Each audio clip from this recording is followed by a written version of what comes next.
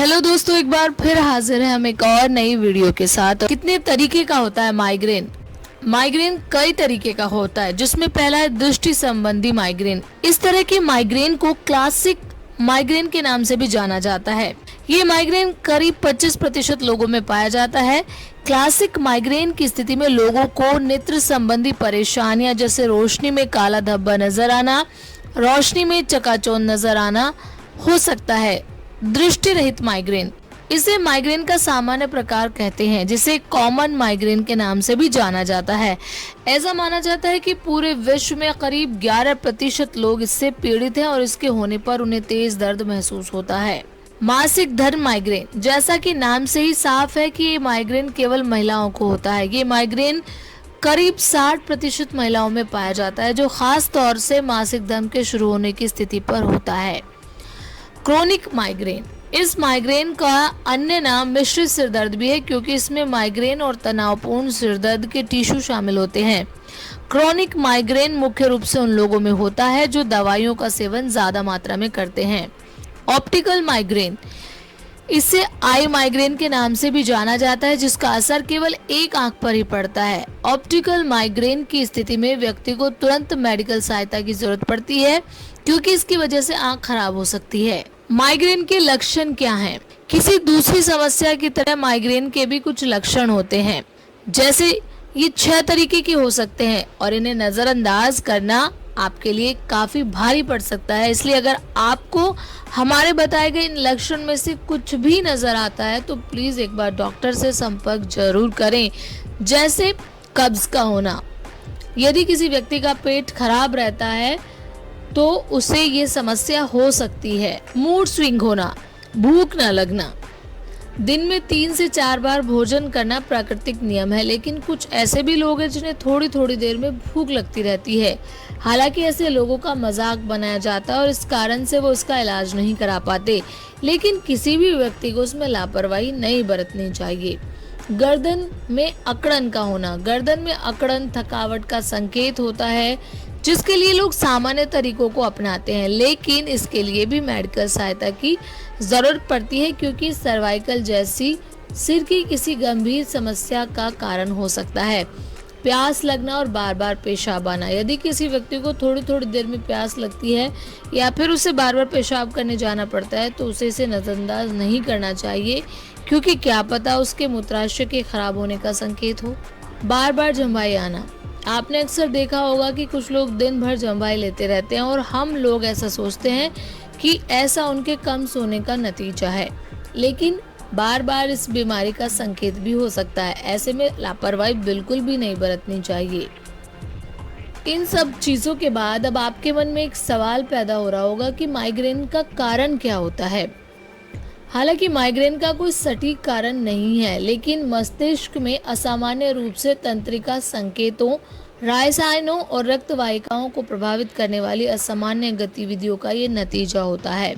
ये साफ नहीं है कि मस्तिष्क की गतिविधियों में इस परिवर्तन का क्या कारण है, लेकिन ये संभव है कि कुछ लोग अपने जीन की वजह से इस सिर दर्द में असह्य दर्द से जूझ रहे हैं। लेकिन फिर भी माइग्रेन की मुख्य कारण हो सकते हैं, जैसे हार्मोन परिवर्तन।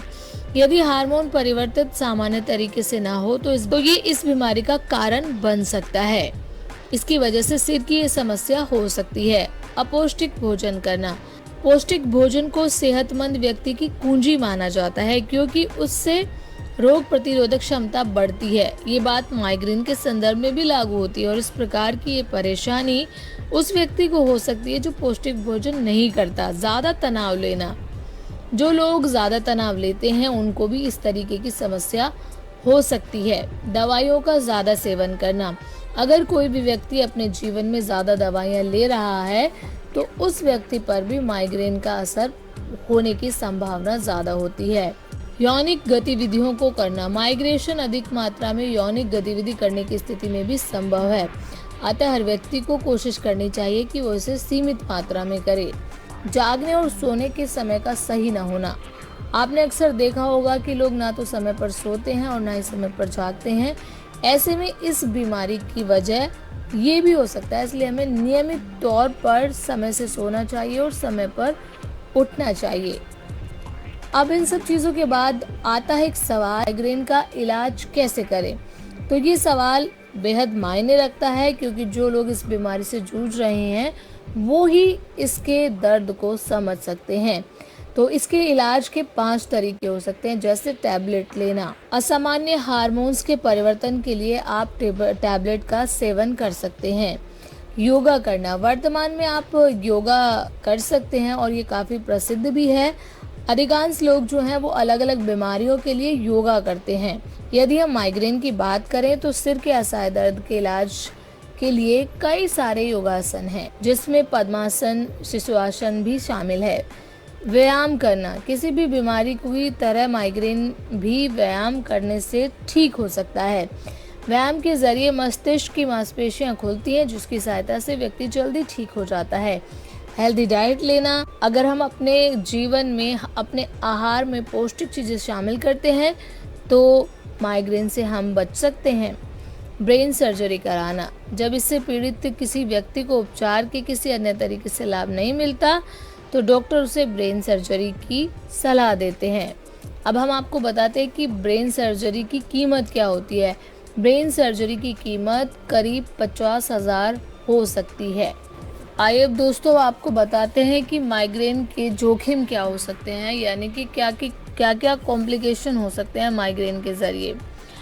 माइग्रेन का अगर हम सही वक्त पर इलाज नहीं कराते हैं तो ब्रेन स्ट्रोक की समस्या, मानसिक स्वास्थ्य संबंधी परेशानियां, इसके अलावा नींद न आना, पेट का दर्द और मौत का कारण भी माइग्रेन कई बार बन सकता है। अब सवाल ये उठता है कि अगर माइग्रेन इतनी गंभीर समस्या है तो इसकी रोकथाम कैसे की जाए। तो इसके लिए हर एक शख्स को अपने जीवन में 5 सावधानी बरतनी चाहिए, जैसे संतुलित दिनचर्या का पालन करना चाहिए, नियमित रूप से व्यायाम करना चाहिए, पर्याप्त मात्रा में पानी पीना चाहिए, नींद भी भरपूर लेनी चाहिए। करीब 8 से 10 घंटे की नींद हर एक शख्स को लेनी चाहिए। इसके अलावा धूम्रपान से बचना चाहिए। धूम्रपान न सिर्फ सेवन करने वाले व्यक्ति को बल्कि उसके आसपास रहने वाले लोगों को भी इफ़ेक्ट करता है। दोस्तों, वीडियो के अंत में हम आपको कुछ ऐसी जानकारी भी देना चाहते हैं जो हो सकता है इस वीडियो को देखने के बाद आपके मन में उठे। सबसे पहला सवाल तो ये कि माइग्रेन होने की सबसे बड़ी वजह क्या है, अक्सर लोग पूछते हैं। तो माइग्रेन होने की सबसे बड़ी वजह है अनहेल्दी फूड का खाना, मोबाइल का ज़्यादा मात्रा में इस्तेमाल करना, गलत पोस्चर में सोना या किसी भी दवाई का ज़्यादा सेवन करना।